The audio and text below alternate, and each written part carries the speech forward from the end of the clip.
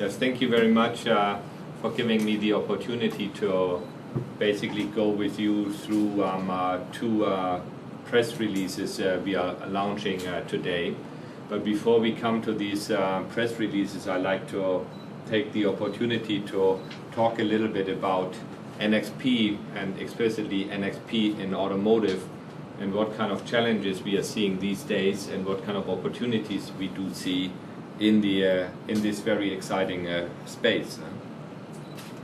If you basically look at NXP Automotive, and I'd like to introduce this with a few slides, you can see that in the automotive market we see ourselves as the number one in this field with a 14% market share, and with several competitors behind us also with a fair share of the market.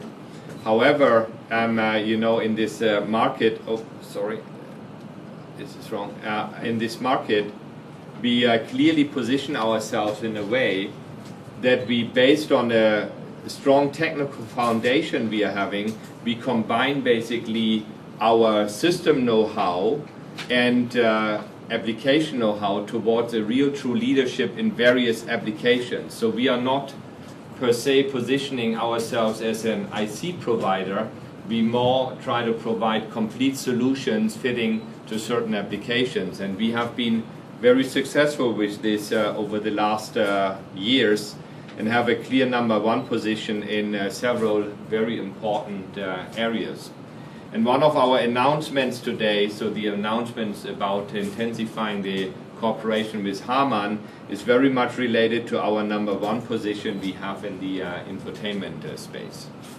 The other field which we will talk about today is everything related to functional safety, which becomes more and more critical for the self-driving car in the future. And today we are also explicitly announcing the new product generations which are meant for ADAS and also for powertrain applications to provide functional safety in these particular fields. If you look at our position in automotive, you can basically see that we have across all the applications in the car a pretty strong footprint. And like I have mentioned, we have a clear number one position in the infotainment field with all the tuners and with software-defined radios, but also with audio amplifiers and everything which is related to the connected in-car feeling every human being is having. Also clearly number one positions you can find in the safety space, where we have active and passive safety solutions. In the in-vehicle networking, where we are basically providing all the transceivers, which is ensuring the connectivity between all the electronics in the car with all the protocols like CAN, LIN, FlexRay, and also in future Ethernet. And also clearly the number one in the field of the body domain. In areas such as security, ADAS, and also powertrain and chassis, we are significantly evolving further our strong footprint. Key is that you see here 90% of all the innovations in the car are coming from the electronics, which is fundamentally different than it was maybe 30 or 40 years way back. So the electronics and explicitly semiconductor is driving a lot of innovation momentum in the car. If we now go a little bit towards our strategic focus on where we are focusing all our energy on, is then you see it's basically everything related to connectivity, autonomy, so towards the self-driving car, as well as the electrification.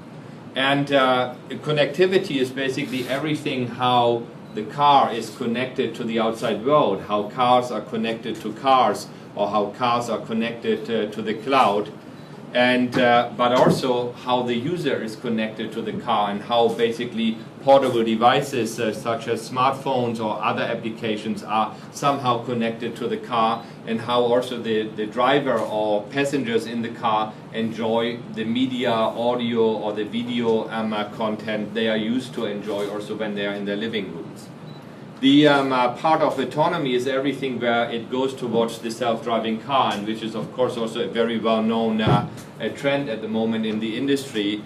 And this goes in various steps and various levels to eventually maybe the completely full autonomous car in the future. And this part, the electrification, is also becoming very interesting.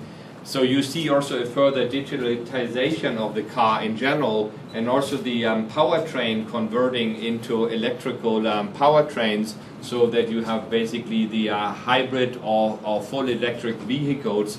And this trend of electrification is also going very much along with the other trends. So from that perspective, everything we have in focus in NXP is basically the energy efficient, secure and safe, and eventually safe self-driving car. And so from that perspective, we are also defining or redefining the automotive definition more in towards safe and secure mobility. If you see on how the industry is planning to achieve this, you can find basically two principal ways, right?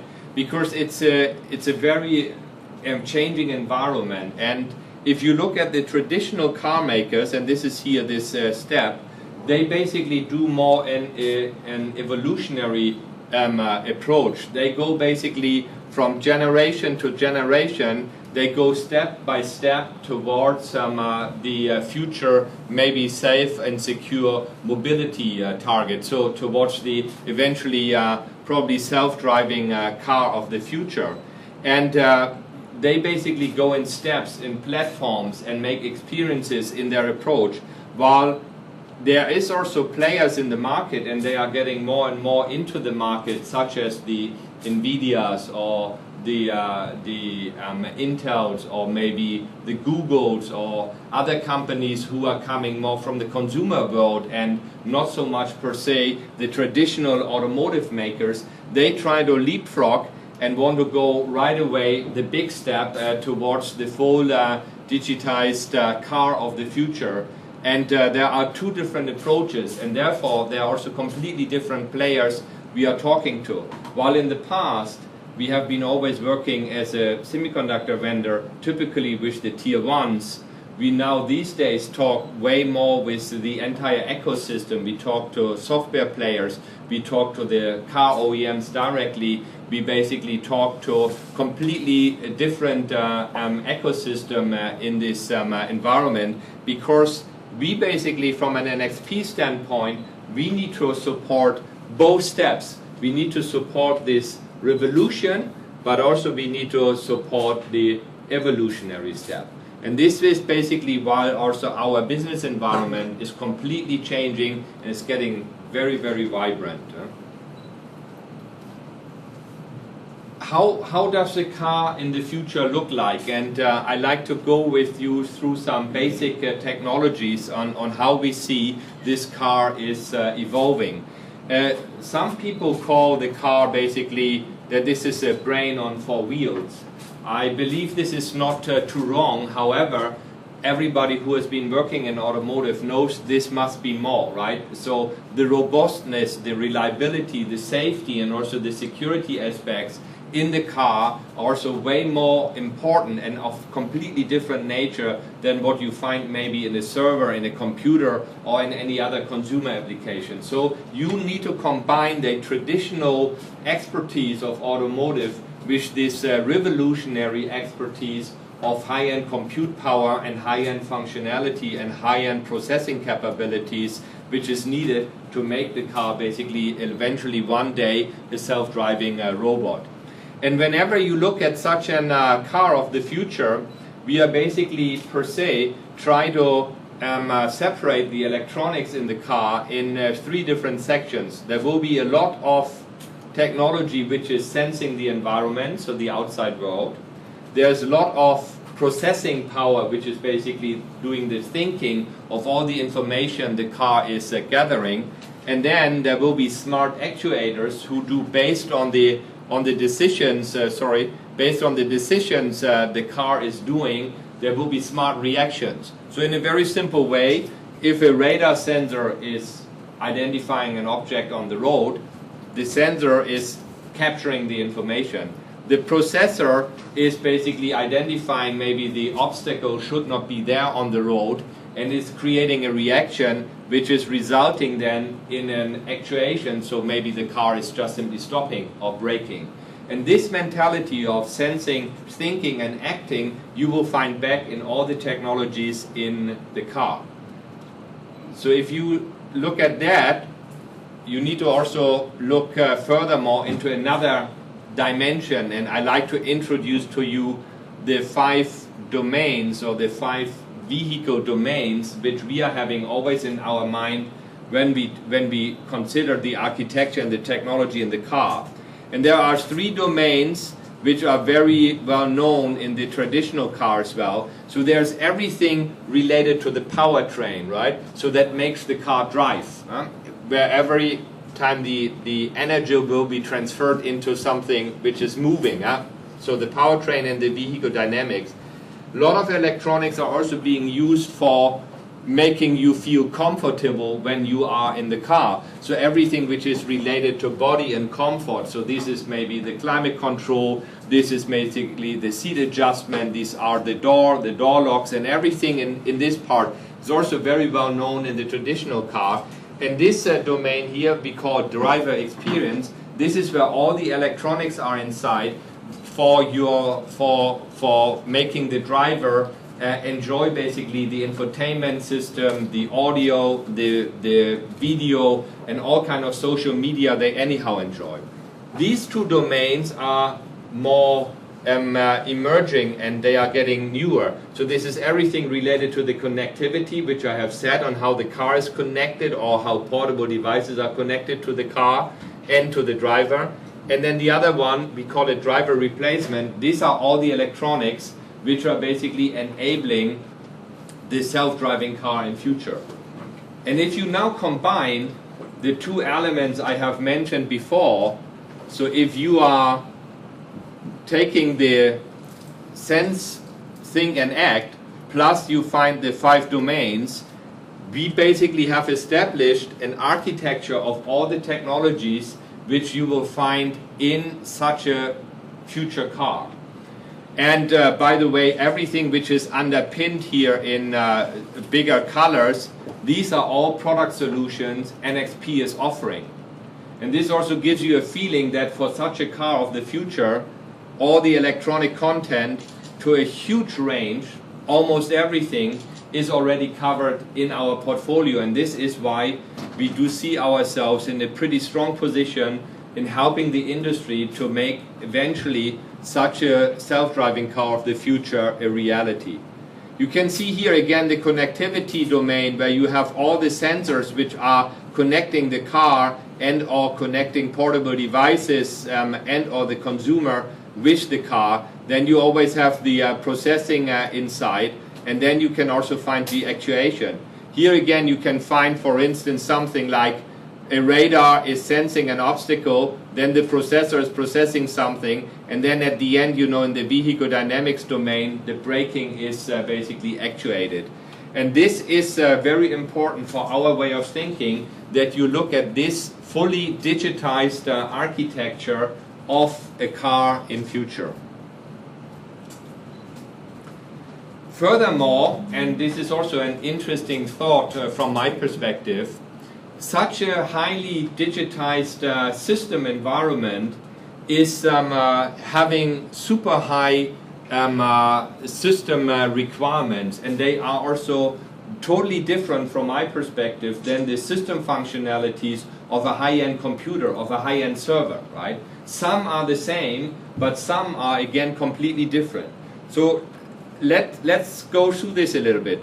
So one thing is very clear: on the way towards a self-driving car, and if you go from assisted driving to maybe a level 3 autonomous driving towards the fully automated car, one thing is for sure: you need a huge compute power which is handling all this, right? So the brain needs to be massive, and a lot of conversations are ongoing at the moment in the media what kind of processors are required to handle this, and how many teraflops of processing steps needs to be processed, and how powerful these engines are and must be.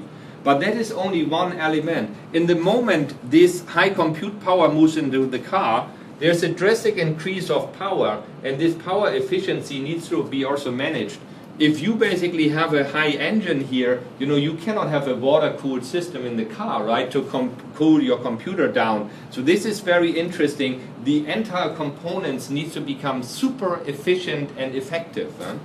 That's one thing. The other thing is, you will handle so much of data that a typical network like the CAN-LIN or even FlexRay is not able to handle this anymore. So you need completely different networking infrastructures. And even if you process multiple gigabit of data, you cannot even bend the cable anymore, right? Because you lose the signal integrity. So there are massive challenges established here in the field of the network.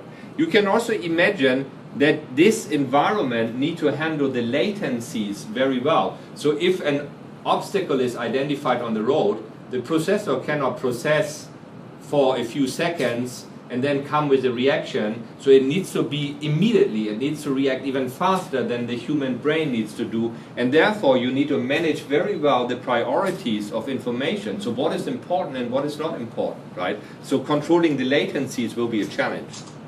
Two items I like to look a little bit further into because they are, from my perspective, becoming very, very relevant. This is the field of functional safety and also the field of security. So security is, if the car is self-driving and the car is connected to the outside world, you can have a very easy target for all kind of hackers to get into the car and to basically, with full intention, corrupt the system and block it, and maybe even create a massive damage, not only for one car, but maybe for multiple cars even, and you can do this remotely. To protect these systems against cybersecurity attacks is very, very critical, and is not a topic at all for a car which is not connected to the outside world, or little topic only. But with self-driving and connected to the outside world, this becomes very critical.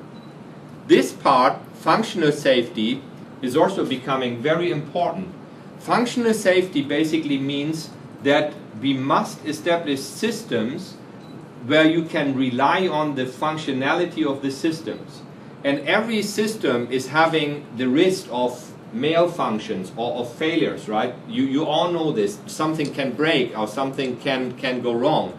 But the systems must be so robust that these systems, when you are self-driving, there should be hardly any risk of failing down. And even if they fail, we need to ensure that we predict basically the behavior of the system after the failure happens. If you are driving your car and something goes wrong, right, you as a driver can still react and maybe park the car carefully and shut it down. But if the car is driving by itself and the driver is not controlling it anymore, the system must know what needs to be done in case a failure happens. Or even better, let's not even let it come to a failure. So this functional safety, as well as the security, are elements which become super important from my perspective towards the trend of the self-driving car in the future. And therefore, a few more information on this particular topic. So this is actually what I have been saying before. Here you see once more the various levels of autonomous driving. Right? I think you are all very familiar with this, from no automation at all, right? Still cars have that, to simple driver assist solutions, up to fully automated self-driving, even under every condition, regardless on how the road looks like, how the environmental conditions are, how the speed is, fully automated driving. In this part here, up to level 2, the driver is basically still in control. Here is already partial automation, but if something goes wrong, the car is giving a signal to the driver, and then the driver takes over and basically stops the car or corrects the car. but from level 3 onwards, the driver is completely off the control in the moment the car is driving. And if something is happening to the system in that place, the driver is not interfering anymore, then the system must take over to bring the car in a safe stage. So especially when we come into this area, functional safety is super critical. But also in this area, functional safety is already critical, because you don't want to create harm because the system is doing a failure. But still, as a backup, you have the driver. But still here, you want to have the system working perfectly well. That's why functional safety is super important. Yeah? And we can discuss also later, along with our announcement, what we are announcing today. The second topic is basically security. And I mentioned already, the car is connected to the outside world, right? These are all access points on how you can get into the electronics, into the computer, into the network of the car, and somehow controlling the car. And you all have seen the attacks we have seen, I think, even 2 years ago already, where remotely people were able to hack into the canvas system of the car, and then you can control things. Either your seat adjustment, or the wiper goes on, or maybe even the electronic steering is doing something, or the car accelerates or slows down. So you need to basically protect the car against these cybersecurity attacks. And it is becoming basically fundamentally important, because if this car is also collecting a lot of data, and if even in the car maybe you use things like in-car payment, or a lot of private information are stored, or all your media, all your audio, video, and social media information are in the car, or basically also a lot of road information the car is collecting, you also need to basically protect your privacy, and nobody shall access your data, which is also super critical, right? And you really, really don't want that anybody gets into the car. And here's a key. This looks like it is car access, but that is not the part what I meant. What I really mean is that they are not getting remotely with your computer into the network of this car, and that they hack the car. And of course, in the moment somebody is doing something here in the car, it's a super risk from a safety perspective.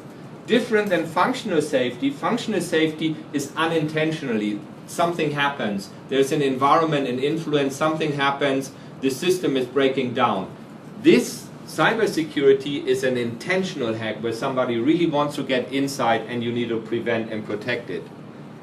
And we will not make specific announcements today around cybersecurity, but Nxp is having a solution of a 4-layer security plus a very strong car access solution.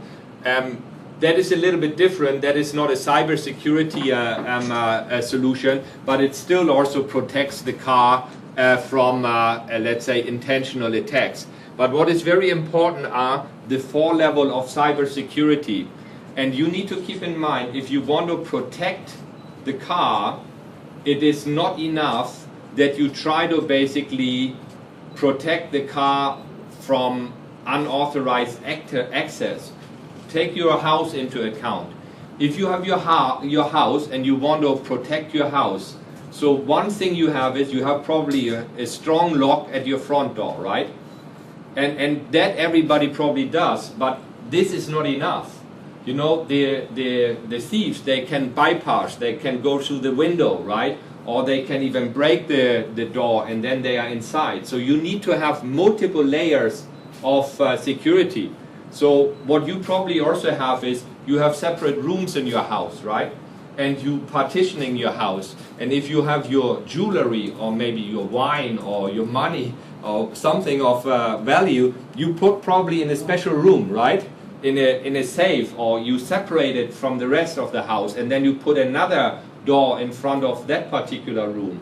And then also probably in a special room, if you have there maybe your jewelry, you have maybe even a camera or a special alarm system, so in the moment somebody is even in there and they do something, you see what's happening. And the same concept we apply in the car.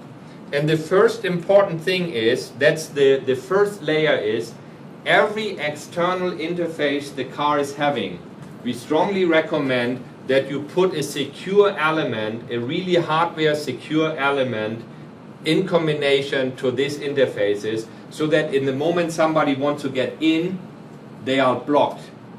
Right? So if you have a telematics unit or an onboard diagnostic interface, these are clearly areas where we strongly recommend put a secure element in front of it so that you are not getting into this one. However, once you are inside, we strongly recommend that you have at least a central gateway. This is like a separate room in your house, right? You have a firewall. So they go maybe into the car, but then they end up in the gateway, and this is firewall, and then they cannot go further into the car. Next to it, every networking communication, so if you go from room to room, every networking communication we want to protect basically with specific security which we are embedding on the transceiver level. And then if you are in the room, which is maybe one ECU, one electronic ECU, we want to have that all the microcontrollers in these ECUs have basically embedded HSM security module inside. So this is the front lock, the secure element on the interfaces. This is the room, the partitioning. This is a firewall in the middle. This is the secure communication if you go from one room to the other. And this is in the ECU, in the processor. We call this an in-depth security. And if you basically have security in multiple layers in the car, you can at least achieve a certain level of security for the car. And this is where we strongly work together with OEMs in rolling out these architectures and make security right from the beginning when they lay out the electronics of the car and in fundamental element of the car's design. So these are basically the main topics I wanted to present to you on how we see the future car is evolving, and what is important towards the fully automated, energy efficient and self-driving car. And many times we talk about the processors, but today I wanted to highlight really also elements like cybersecurity and functional safety, not to be underestimated in this fundamental architectural change. And when we do something in automotive, I also like to keep everybody's attention next to the product solution, right, and the innovation power to bring them forward, which is very normal. We also need to ensure that we have a real domain and system know-how of the car, which is beyond the IC level, and that fundamentally we should never forget the automotive requirements with regard to robustness and reliability and quality performance. It does not bring me anything with regard to functional safety if I have massive quality failures of my solutions, right? There would be a contradiction in itself. And this is why we as traditional automotive semiconductor suppliers want to really combine the innovation power with the system know-how and the traditional values of automotive robustness, because this needs to go also in future hand in hand.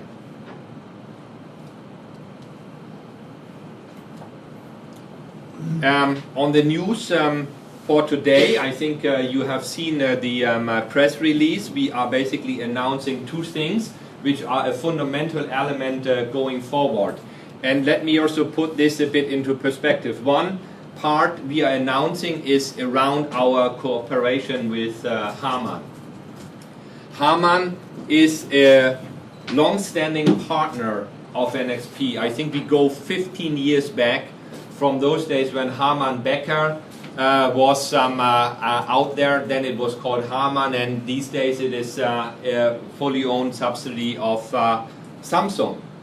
And so that is a long-standing relationship, and we want to intensify our cooperation. You see that in the past we had a lot of success in our partnership, in our joint development and joint specification of products in the field of over-the-air updates, the V2X communication, which we announced, I think, at the Geneva Auto Show recently, and also in the field of software-defined radio. Now we want to accelerate or expand our cooperation in the field of the connected car, and especially these areas I have shown to you, and especially also the field of the infotainment systems and the connected car. These are basically technologies which need to get rapidly in the car, and we need to find ways on how we can accelerate this and speed this up so that the user is not feeling disappointed about their connectivity solution and their infotainment solutions when they are in the car, because the car usually has several years of innovation cycle, and then you think, okay, my infotainment solutions are already outdated in the moment I buy my car. And so we need to find ways on how we are accelerating the launch, the rollout, and the availability of the state-of-the-art technologies in the car, and therefore we want to expand basically our cooperation in the field of tuners, the processors, as well as the amplifiers, and also the high-end application processors we're having in the portfolio. And the way on how we want to do this is it's really all about simplifying the development process and doing joint development. We basically co-write the product specs, and we also exchange in very early stages samples, and we also work in early stages on completely new car concepts which are very visionary, like we do with our Nxpe partner together, to adjust the infotainment systems and also the look and feel of these solutions to really the requirements of the future. So this is a very important space for us, and it is all about faster time to market of these solutions in this rapidly evolving environment, and utilizing all the products Nxp is having.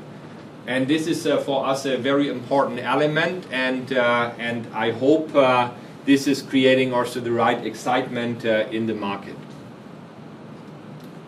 Let me go on and also conclude this with a quote of David Slump, the EVP of Harman.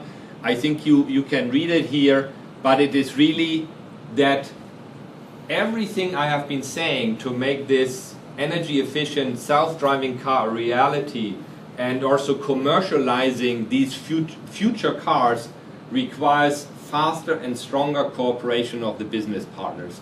It's all about collaborations. And if we don't work together stronger and faster, we will never get the time to market in place to make this a reality. And I met David last week, was it last week? No, the week before, in the Bay Area in Silicon Valley, where we had also a conversation around this, and we had an FTF in Silicon Valley that also gives you an idea where also the automotive innovations are more and more evolving. Is really a Bay Area, Silicon Valley conversation point, and especially this announcement was also very well going along with this event. And launching this in Korea is very important for us in this region. The second item I have is around functional safety, and I have already stressed the importance of functional safety, and this is very close to my heart. What we are launching here in Korea is a program which we call SaveAssure. And this has also a logo, and you see this. And this is basically also a program, but we also launch or announce along with the program the availability of new products of our new functional safety solutions addressing ADAS and powertrain solution, which is the FS45 and 65 product generation, addressing really solutions like you see in the field of electric power steering, or basically electric vehicles and advanced powertrains, such as the start-stop systems as well as the transmission controls. So I will explain this a little bit in detail. So it is on the one hand a program, but also products. The program in itself is there that we want to simplify significantly, and here it's again time to market, the establishment and the introduction of functional safety functionalities in the car system for our customers. And that goes along, of course, with the products, because if we are just simply offering them a product with a certain capability of functional safety, we leave it then all to the car maker to find out on how they are utilizing the capabilities of functional safety in their systems. But our program is providing them next to, and this is you see here on the slide, next to the products, the real solutions we are offering, we offer also basically the process going along with this, how this shall be established and how this will be launched and rolled out in their system. And with the right software support, we are also bringing the IC functional safety capabilities on system level. And then last but not least, we also document this properly, and we have all the information ready in the moment we are offering the products to them. So we offer the products plus the service to roll out the functional safety in their cars, and that is accelerating very quickly from our point of view the establishment of true functional safety in the cars with all the benefits you can see here. So because you can imagine these are now the products I talk about. This is the next generation of functional safety SBCs. These are basically more low voltage solutions, and these are more the high voltage solutions.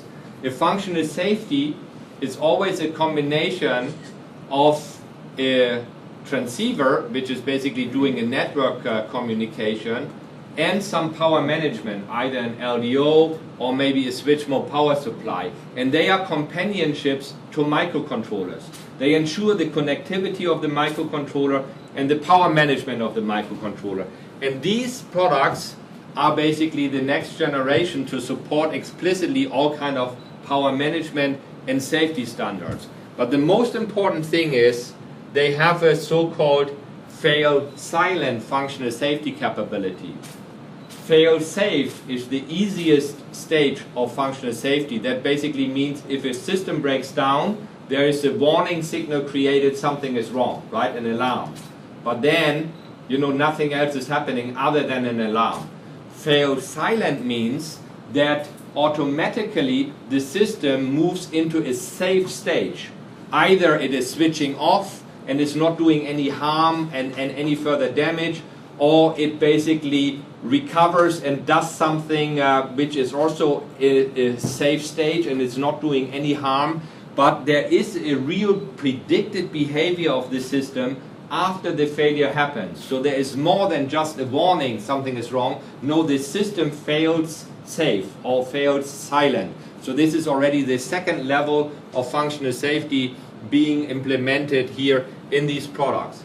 And the smart thing is, this is completely configurable on software base. So the developer of our customer can work with us on how this predicted fail-silent behavior shall look like. So depending on their system requirements, we can, with the software, we can define it. And this is where the program comes into the play. We offer the products, that's one element, right? But we also work with the software to bring it on system level, and we provide them all the documentation, like you can see here, going along with this, and all the functionalities going along, and also the procedural way on how this shall be implemented in their development process and production, so that they can accelerate the functional safety features in their systems, which is exciting us a lot, because this is a key element of the future car. Now I've been talking a lot, right? And I'm very excited about this. Hopefully I could also share with you a bit the excitement and the field of Harman. It is again, accelerate the time to market of these high-end infotainment solutions. So therefore collaboration. Functional safety, we offer a program to accelerate and make a faster functional safety in the car available. So it's all about getting faster, latest technologies, ready for the secure and safe mobility of the future. Yeah. Now, questions. I think there are probably a lot of questions you like to understand. I think JS can also help in translation and everything, but feel free to ask questions through the presentation, and also to the announcement we are making today. Thank you.